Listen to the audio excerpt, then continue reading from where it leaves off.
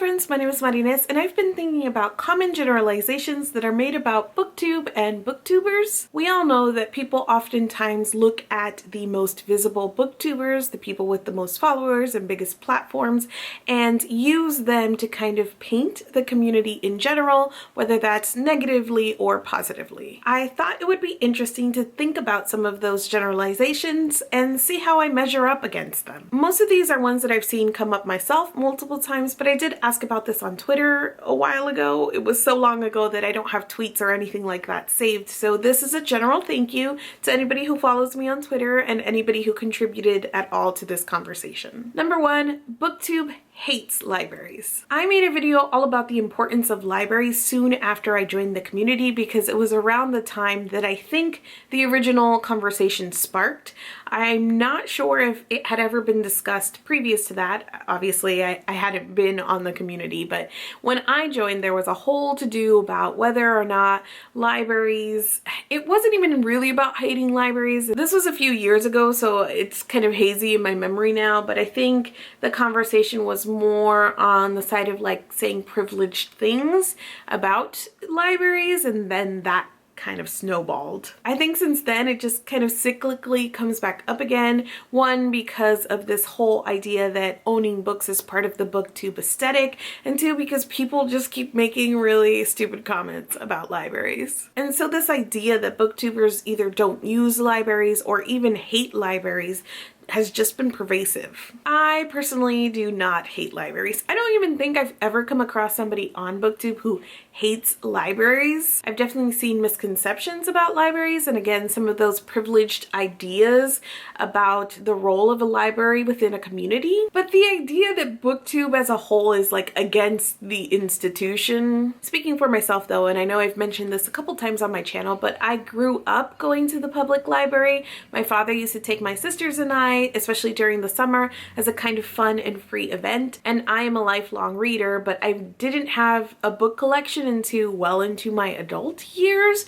So the library, the school library, the public library was how I became a reader and how I was able to sustain that habit. These days, I still actively use my library, mostly to check out ebooks and audiobooks, but I do still periodically go into a library, a physical library. Right now I have 3 books checked out from the library in addition to ebooks and audiobooks. So yeah, I am such a mood reader that if I had to buy every single book that I started the first 50 pages of, I would be bankrupt. The library saves me time and time again. Number 2, booktubers are book hoarders. I think the perception here is layered. I mentioned the aesthetic of BookTube and prominently featuring your collection. I think this also goes hand in hand with the idea that booktubers buy or obtain lots of books and don't read them. For myself, I do have a pretty sizable collection, but it's one that I've amassed over years and years, and it is definitely a privilege. Before, even when I was kind of coming into my profession and I had more disposable income, I was still living with my parents and in a space that like I didn't have space for a collection. This idea of like wall-to-wall books was beyond me just because it was a space that's thing, which is something I don't think people think about when they talk about the privilege of having books. It is the disposable income. It is having space to live and keep and store them. And so those are things that I've just recently had, you know, over the last few years of my life, when you consider that I've been a lifelong reader. For myself, I am a minimalist in a lot of ways. Like my apartment is pretty bare in terms of decor, but I have books everywhere. So I think that with the whole consumerism conversation and this idea of people being hoarders, there is something to discuss there. The way that the internet in general encourages consumerism and how we talk about being readers and how we gatekeep that. But I also think that the way that people spend their money is the way that people choose to spend their money. And if I had a collection of shoes, you guys wouldn't know about it. But because I have a collection of books and I talk about books online, that invites criticism, which I understand, but also I wouldn't say, and I don't know if this is me like defending my collection, but I wouldn't say that I'm a book hoarder because in general, I'm constantly going through my collection, and what I strive to have, and you know, I'm always in a limbo state where I have books I haven't read yet, but what I strive to have is a collection of books that I've read and loved. And as I'm reading things off my shelf, if I'm not enjoying them, then I'm giving them to another home or donating them or whatnot. So that is why I don't think I'm a book hoarder. I don't just want endless number of books. I want a collection that reflects my taste and that I can look at, and I know that each piece is either something that I want to read in the near future or that I've read and loved. Number 3, booktubers hate paperbacks. I think I mean, I'm kind of guilty. I don't hate paperbacks, but for the purposes of reading, I know that some people like the softness of a paperback more to like crack open and get your hands around, but me personally, I enjoy reading from a hardback better. And for my collection, I do enjoy hardbacks better. They just stand up easily. I think they're more aesthetically pleasing, and this is something for me that is a lot about an aesthetic. The collection, it's like decorative pillows and books, you know, that's how I decorate. But yeah, so for those purposes, I prefer a hardback, but this whole, so I kind of have my collection set up by height right now, color, and style. So this over here you can see are still hardbacks, and then starting from here down are paperbacks. So I've got like a good number of shelves that are paperbacks. If that's what's available, I'll totally buy them, but I prefer a hardback. Number 4, booktubers only give positive reviews. I think this is so funny because I think this was absolutely like a huge thing when I first started BookTube, and I remember feeling a little uncomfortable when I first started and trying to find like my group of people and people who had the same sort of critical style that I had, because that's what I wanted to do in the community. And to me, and especially just kind of dipping my toes in and not really digging in too deeply, what I saw at the surface level when I joined was just really positive reviews and like not much more. So I did also, like right at the beginning of my channel, a whole discussion about why I give negative reviews and why I think negative reviews are important and why critically reviewing is important.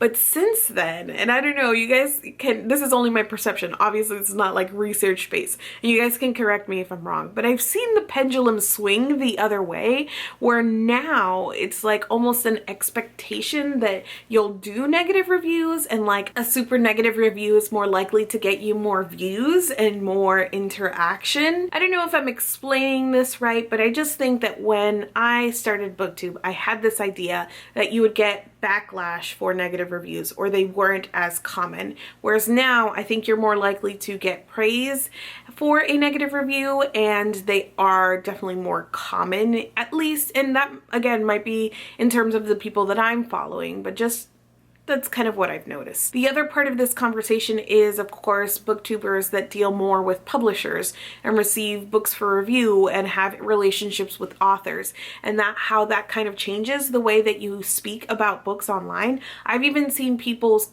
content change when they decide that they want to publish a book. And now, so instead of being super critical and giving negative reviews, they kind of sanitize their content because they are talking about an industry that they ultimately want to be a part of. When people say that booktubers only give positive reviews, that lacks a little bit of nuance, and the idea of a positive and a negative review is also something that you can discuss, because you know it has connotations of, if I give a critical review, it's a bad thing or a negative thing, versus if I gush about a book, it's a positive or good thing, where you can have a critical review that is positive or negative, and you know, all of that gray area. This day and age, I think there are booktubers who entire brand is just being very positive and giving glowing reviews.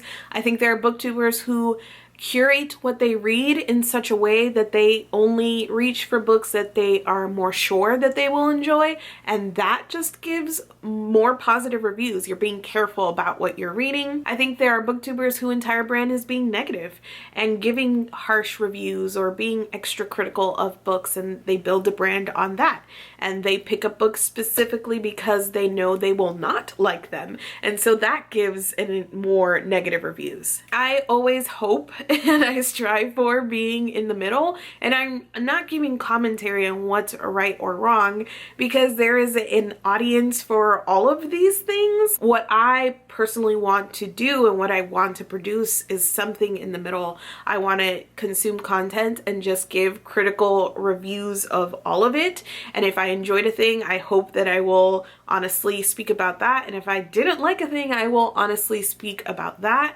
I also have a balance. For the most part, I'm picking up media that I want to consume, but with things like Snark Squad and the podcast, and you know, there are times where we specifically look at things that are flawed in some way, or specifically look at things that are very popular but not the best in quality, because that is a conversation that we want to have, and those things open themselves up better for conversation.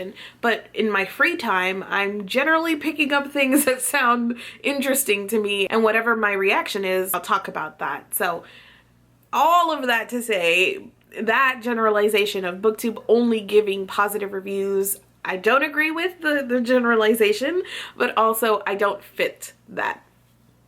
Obviously, my most watched reviews on here are negative ones. Number 5, all booktubers are doing this for money and are getting sponsored and are making lots of money. I did an entire video on BookTube and money if you guys are interested. I really don't think I've ever met somebody who joined BookTube for the purpose or with the goal in mind of making money. If you want to make money on YouTube, there are just so many other avenues that you can pursue, and BookTube is such a small community under the larger YouTube umbrella that I don't know why you would enter the space specifically to make money. I didn't start getting any sponsorships or things like that until I had several thousand subscribers, and those are few and far between and definitely not enough to like sustain anything, not even like my book habit, honestly. So this idea that whatever booktubers are doing is for money, or we're all getting paid, or we're all getting sponsored, or our reviews are not honest because we are getting sponsored, I personally don't fit into that category, and that's what this video is about. Do I measure up to that trope? No. I definitely do not get paid consistently to do this. I've worked with publishers in the past, and those are always disclosed up front. This is a very like time consuming and often money consuming hobby. I get a lot out of it and out of the interaction with the community, and I've made some really amazing friends here, so that's not a complaint because I am receiving satisfaction out of it, but also not money. I don't know where this idea, well, I do know, I mentioned it, like the top booktubers are probably making money, and so everybody thinks that everything that BookTube does is like money motivated, and it's not. Most of us are here just because we enjoy reading and we like talking about books with people. The end. Number 6, all booktubers are teenage girls. There are a lot of girls on BookTube, and I'm not gonna hate on that. I can't begin to tell you why that is, but also I'm not a teenager.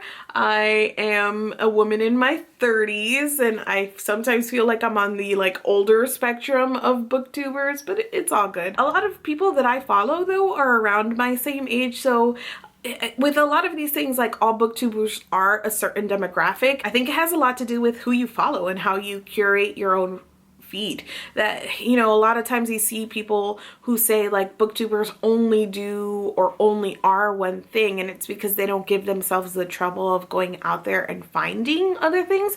Obviously there are higher areas that are represented. There are more girls and boys on BookTube, and there are more white people than people of color on BookTube and things of that nature, but there aren't none for the most part. I'm sure you could say something and there are like 0 of those people on BookTube, but I think it takes a little effort to find underrepresented groups. I just get very prickly about saying that there are none out there, because oftentimes there are some people really trying to get the visibility and to be representative voices in this community, and to see things like, oh, there are none of this type can be very disheartening, and I know I've personally gone through that. So anyway, I'm not a teenage girl, and And BookTube has plenty of different kinds of people. That's it for me today. Let's chat down in the comments about these BookTube tropes or generalizations. Did I miss any? I would love to hear you guys talk about which ones you fit into. Thank you guys so much for watching this video, and I will see you guys soon. I was gonna do the thing about where every once in a while someone will say BookTubers review books that they haven't read. I don't even know. I don't even want to address that with an answer. Of course I've read the books that I am reviewing. Now, BookTubers will recommend books that they haven't read, and you guys know how I feel about that one.